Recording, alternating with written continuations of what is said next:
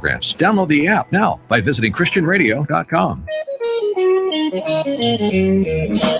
You're listening to the Experience Pros Radio Show, the most positive business talk show in America. Best-selling authors of Lists That Saved My Business and founders of the Extreme Customer Service Directory, Angel Tussey and Eric Raymer, are inspiring you to get your business right. They know that customer experience isn't just another thing, it's the only thing. Let's join Angel and Eric for today's program. Hello, friends, and welcome to the Experience Pros Radio Show. Angel Tussey, Eric Raymer, helping you get your business right by reminding you that small business is big business, and your business is our business. Welcome back. Welcome back. How was Miami? Miami was beautiful. Yeah, it was beautiful. Good. Right? You know, great weather, great people. We was doing a trade show for the Small Business Expo. Yeah, and you know, we're in this conference center. And my booth was against the window that overlooked a river running right through Miami. And so there were big old boats going through all day long. And there was a drawbridge they had to go over. I was fascinated by the whole thing. Absolutely. So, yes, I had a beautiful view, beautiful location. Got to meet lots of great influencers out there in Miami. And many of them are jumping on board, jumping into our Facebook group. We just started I think growing our Facebook group. It's one of those, it's been there for years, but you know, not a lot of activity on it. And so as of the beginning of this year, we decided to spur some activity and start growing that Facebook group. We've been doing our 1,000 fans in 100 days marketing campaign. So, you know, 2-3 minute videos, you know, many times during the week. Sure. Cross marketing, collaborative partnerships, and so it's been super, super fun. I wanted to talk a little bit about authentic selling today. Authentic selling. Authentic is, you know, buzzword, right? Right. And it means this: the degree to which one is true to one's own personality, spirit, or character, despite external pressures. So we want to be me, right? I don't want to follow a script. Right. I don't want to be pushy. I don't want to be pushed into, nor do I want to be pulled along either. But when we think about selling, I think a lot of times we feel as if selling is inauthentic. And so I was listening to a CD in my car from, is it Bob Sarkostas, who was the original infomercial guy. He started the infomercial. Oh, really? The very first, you know, info, like on TV, like the QVC and home shopping, all of that, right? Home shopping network and stuff like that. He has sold, I think personally, over $2 billion. But when he first started, he was running a little podunk radio show. Yep. He was doing news in a really tiny little town.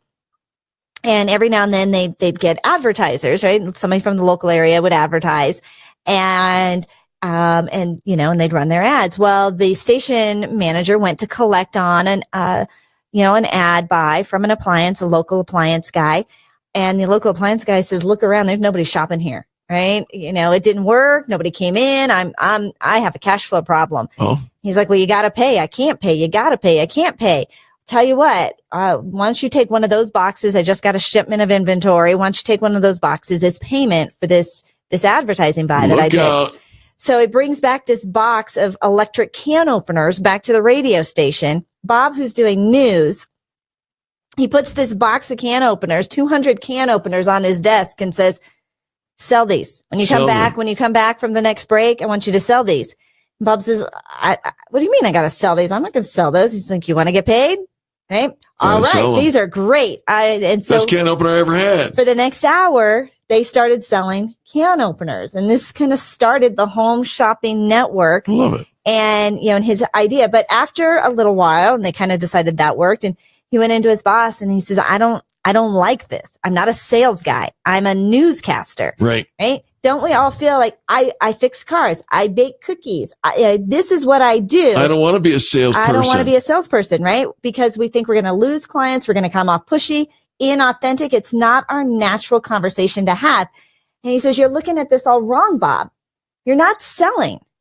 You're helping. You're helping. You're helping. You're sharing. You're making a difference. And when you shift your idea and your thought conversation around that we're sharing, we're helping, we're making a difference, doesn't it shift it from, I just got to trade you dollars for item? Right? Well, we get so desperate for sales, we get really desperate in all sorts of things. Isn't that the truth? But when we're just sharing and helping and all of that, it changes everything. So when you truly believe in a product, it shouldn't be hard to sell, to have that conversation. When you're talking to your ideal target audience, your ideal client of a product, of something that you offer, then it shouldn't be too hard to sell. In fact, our formula, when we interview all of our guests go through our coaching program, and when we go through the formula of what it is that we talk about, right? It's how do you help, and why does that matter? Yeah. What's the problem? What does it matter? And what's the solution? And give me an example. And then what's your call to action?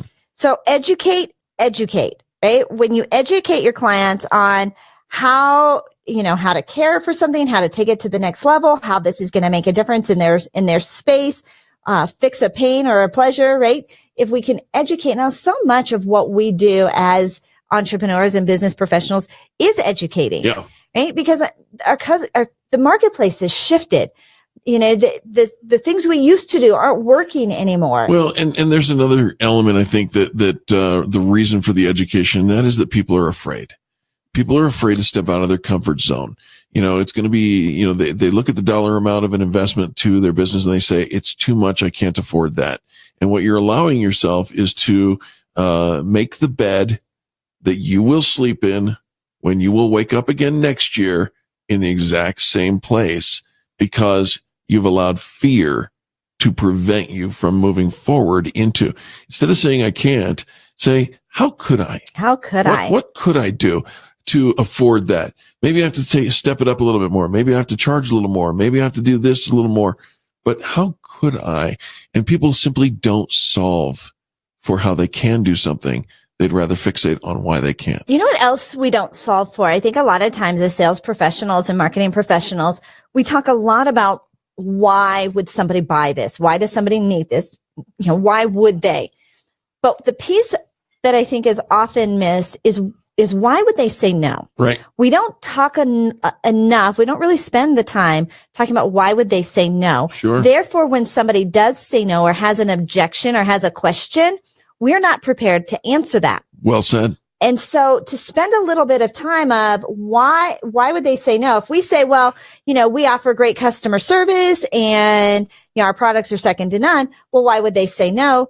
And it has nothing to do with service being the answer. If we come it's at not them, what they're solving for. It's not. Yeah. And so we have to handle, at least have had a conversation of what are the roadblocks keeping them so that we can address it, not in a pushy way and not in a sales way, but just that we're prepared with an answer. Because if we're not, the customer is already objected and we don't have a response to that, out the door they go. And by the way, if we don't have the answer that the customer is looking for, trust me, the shop across the street does.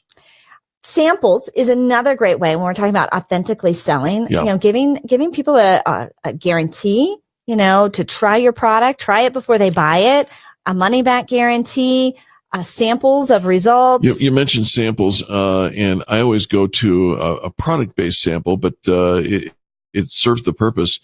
And that is Howard Schultz. I used to work for Schultz, was the CEO. And we were told 200 samples a day, 200 samples a day. And you think, well, we're too busy doing all this other stuff, making the coffee and all that kind of stuff. But if you did that, you would see a massive increase in sales. Why? Because it's authentic. I don't know if I really want that pumpkin bread. Well, try it. Try it. Oh, I really like that pumpkin. May I have a piece? Right. There's a reason why they let you pet the puppies. There's a reason why they let you test drive the car. How often, ladies, if we went into the shoe store and they said, no, you can't try them on, you just have to buy them. How often will we buy those shoes? They would not let us try them on. I don't think so. Nope. Right. I want to see it. I want to try it. And so sampling is another great way. And, I think that so often if it's a mindset, when we talk about selling, one, who are we serving? We've got to know who our ideal target audience is. And we can't dismiss this piece. Right? Are we talking to the right people? Can they afford our product?